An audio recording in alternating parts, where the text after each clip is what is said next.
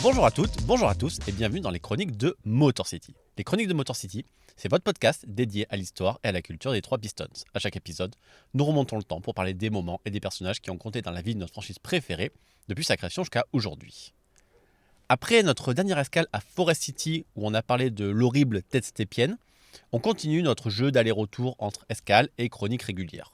On revient donc à Détroit et pour l'occasion, on va s'intéresser à quelqu'un de bien plus positif que Stépien. Je vous tease pas plus longtemps, puisque vous l'avez sûrement vu dans le titre de l'épisode, mais on va parler de George Blair. Alors, peut-être que vous vous demandez, mais qui est George Blair ? Eh bien, si vous avez regardé n'importe quel match des Pistons ces 40 dernières années, vous avez forcément entendu sa voix. Tobias Harris trying to inbound the ball, finally does to KCP. 4 seconds, Kentavious with a shot. It's short, Andre tapped it in! 2.1 seconds, he tapped it in! Middleton from midcourt. Time has run out. The Pistons win a thriller. L'homme que vous venez d'entendre s'extasier pour une claquette d'André Drummond à 2 secondes de la fin d'un match de saison régulière 2016 entre les Pistons et les Bucks, c'est effectivement George Blaha, le commentateur officiel des Detroit Pistons à la radio, mais aussi à la télévision. Donc, si vous regardez un match des Pistons sur le NBA League Pass, ou même si vous regardez simplement les résumés des matchs des Pistons, eh bien, vous êtes habitué à la voix de George Blaha. Parce que oui, on va commencer par une évidence. Blaha, c'est un vieux monsieur, il est là depuis longtemps. Depuis la saison 1976 précisément, ça fait donc presque 50 ans que George Blaha commente les Pistons. Et du coup, l'entendre s'enflammer pour cette claquette de Drummond en 2016, alors qu'il a absolument tout connu à Détroit, entre les grands joueurs à la Asia Thomas, Grant Hill, Chauncey Billups, ou les grands moments comme les 3 titres de 89, 90 et 2004, eh bien, je trouve ça admirable. Alors aujourd'hui, j'ai décidé de lui dédier un podcast. Je sais que dans la communauté NBA, dans la communauté Pistons, il y a beaucoup de respect pour George Blaha, mais il y a aussi quelques voix qui disent qu'il serait peut-être temps qu'il passe la main et que son énergie est quand même de moins en moins présente. Et ils ont raison, bien sûr. Blaha ne restera pas pour toujours, alors tant qu'il est en poste et que les chroniques sont là, eh bien je voulais qu'il ait son épisode. Après tout, on parle de l'histoire des Pistons dans ce podcast et à ce titre, George Blaha est probablement la personne dans l'organisation de la franchise qui est là depuis le plus longtemps. Les joueurs ont changé, les coachs ont été remplacés, les GM se sont succédés, même les propriétaires ont bougé, mais George Blaha, lui, est toujours là. Bref, ce sera aujourd'hui un épisode hors terrain, un épisode un peu plus sonore que d'habitude, on va essayer d'en profiter. Mais bon, comme toujours, bien sûr, on va surtout essayer de passer un bon moment et d'apprendre quelques trucs. La chronique de Motor City dédiée à George Blaha, elle commence tout de suite.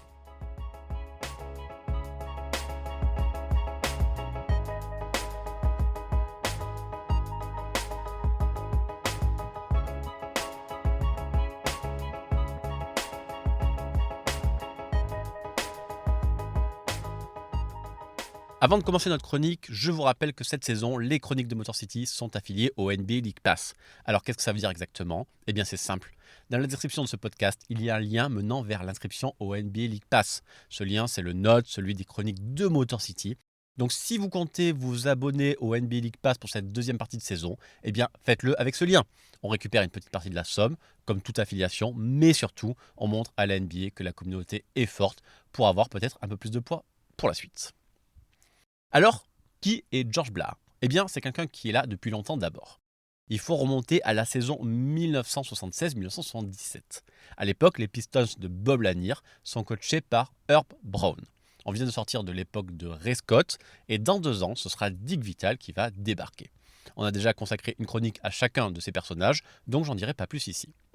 Et juste avant le début de cette saison, la radio WGR, qui diffuse en audio les matchs des Pistons, vient de se séparer du journaliste Paul Carey et se cherche un nouveau commentateur, une play-by-play voice, c'est-à-dire quelqu'un qui va raconter chaque possession pour les gens qui ne peuvent pas voir le match.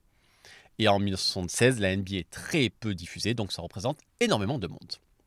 George Blaha, qui est né et qui a fait toutes ses études à Détroit, postule pour ce poste. Blaha est diplômé en économie et vient d'avoir son Master of Business Administration à l'Université de Détroit. Ce MBA couvre un spectre de compétences assez large, dont une grande partie de communication, et Blaha commente déjà à la radio les matchs de l'équipe de foot US de Michigan State depuis 5 ans. Il dépose également une cassette d'un match de basket qu'il a commenté au lycée et ça fonctionne auprès des dirigeants de la radio qui l'embauchent immédiatement. Les Pistons jouant leur premier match à l'extérieur, George Blaha doit attendre le deuxième match de la saison et l'opening night à la Cobo Arena pour commenter sa toute première rencontre. Ce sera un match contre les Washington Bullets, futurs Wizards, un match à suspense puisque les Pistons s'inclineront seulement d'un point, 97-98.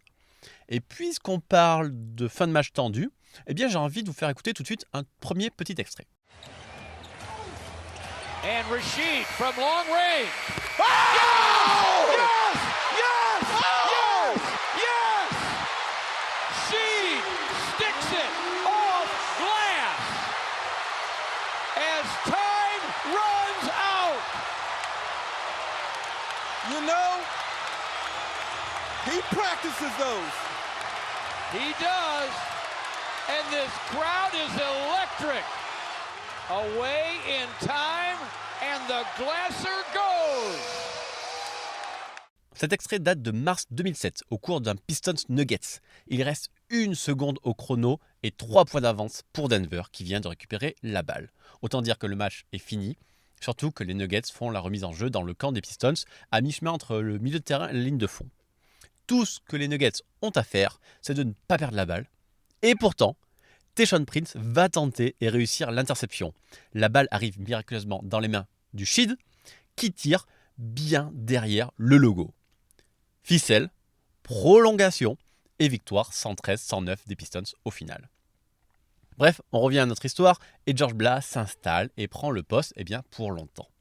Les années passent et George Blaha devient la seule voix qui va rester saison après saison.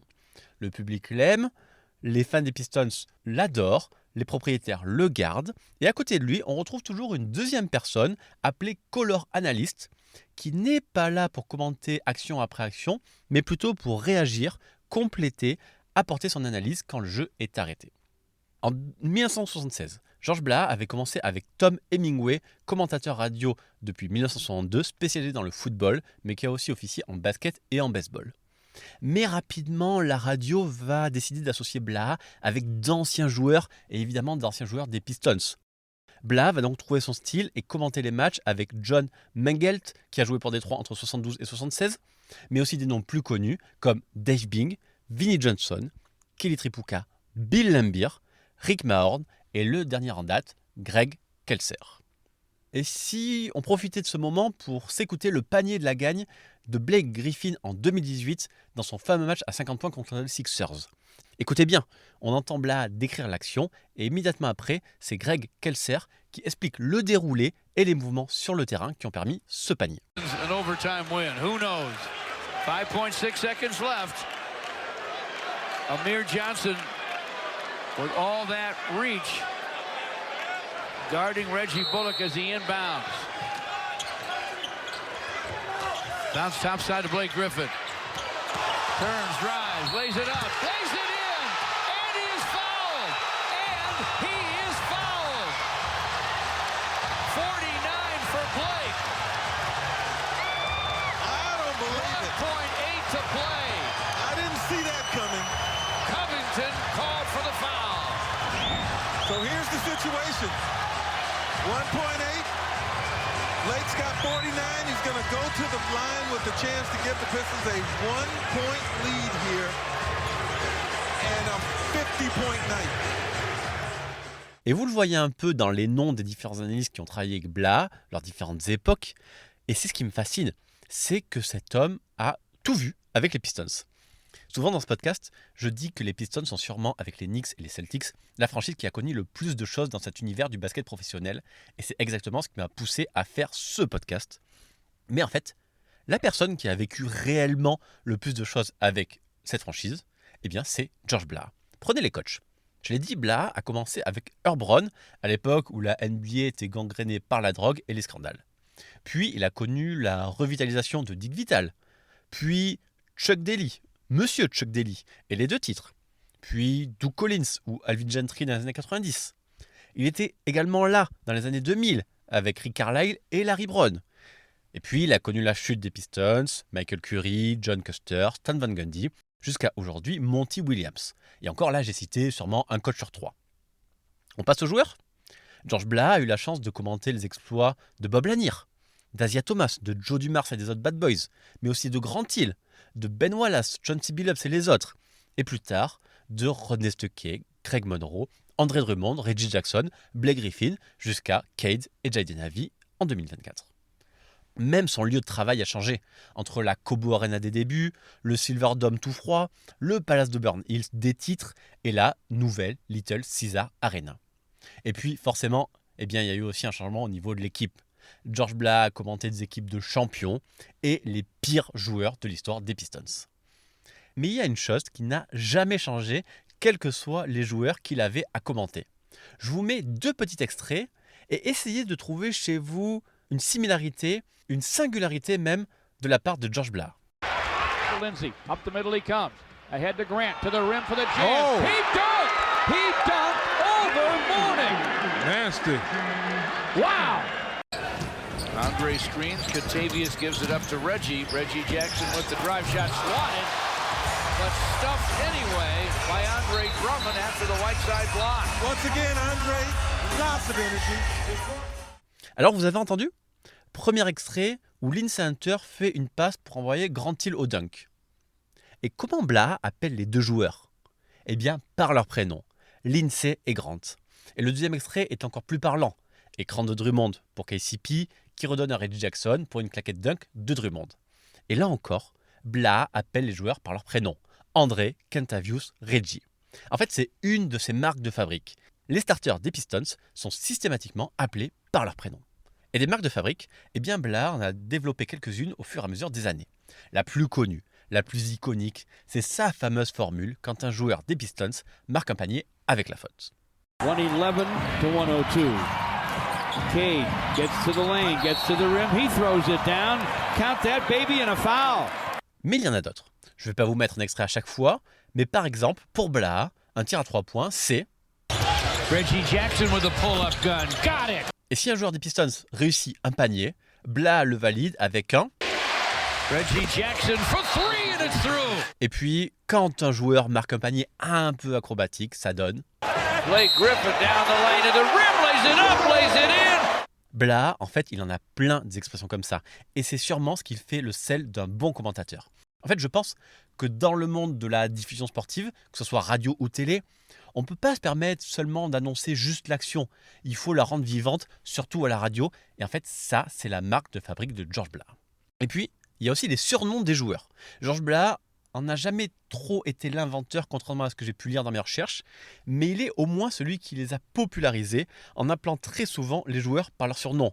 The Worm pour Dennis Rodman, Spider pour John Salley, Microwave pour Vinnie Johnson, Jody pour Dumars, Special K pour son collègue Greg Kelser. La liste est longue, mais en fait Blaha s'est toujours amusé avec ça.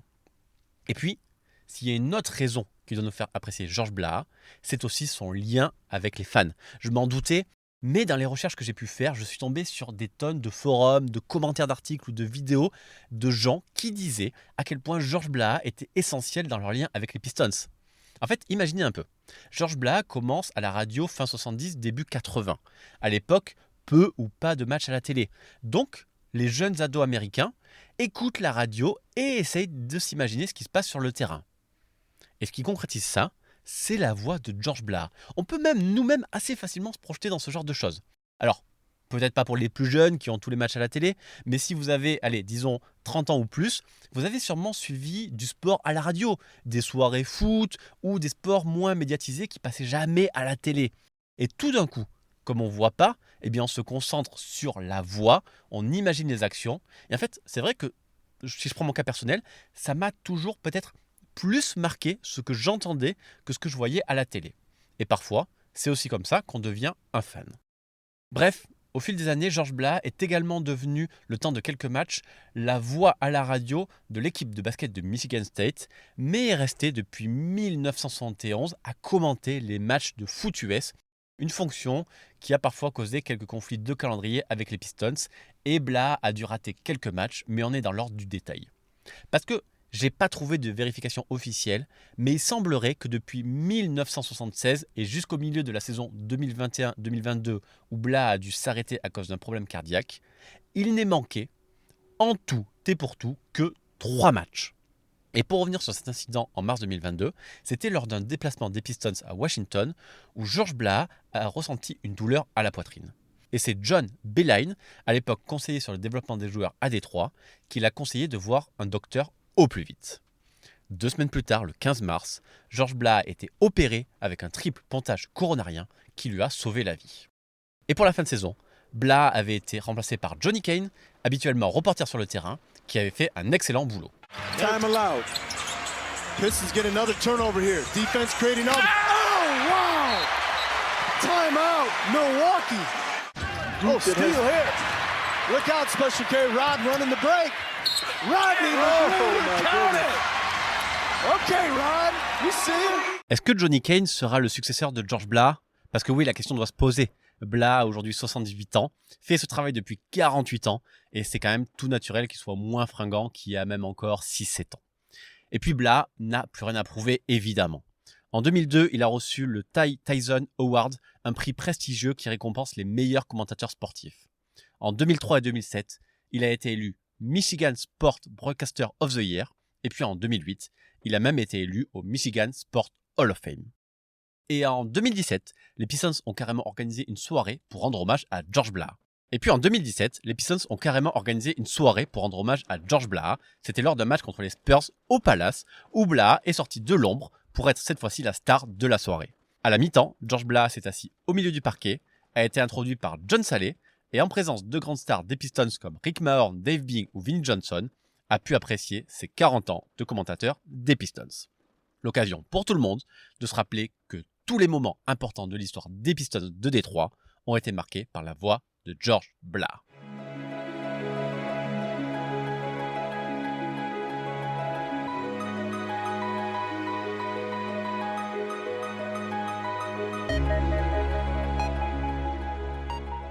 Une saison NBA, c'est long. 82 matchs, des matchs tous les 2 jours et de longues fins de saison à rien jouer quand les équipes tankent. Imaginez maintenant que Blah a commenté 48 saisons et presque 4000 matchs. Et pourtant, dans tous les portraits qui lui sont consacrés, ses collaborateurs admirent sa capacité à traiter chaque match comme il le mérite, qu'il s'agisse du match 7 des finales NBA ou du premier match de pré-saison. Et puis, même si la routine peut parfois s'installer, George Blah sait encore se montrer mordant, comme en novembre 2023, où il allume les arbitres qui ont expulsé Nikola Jokic avant même la mi-temps, privant les supporters des Pistons de voir le double MVP. In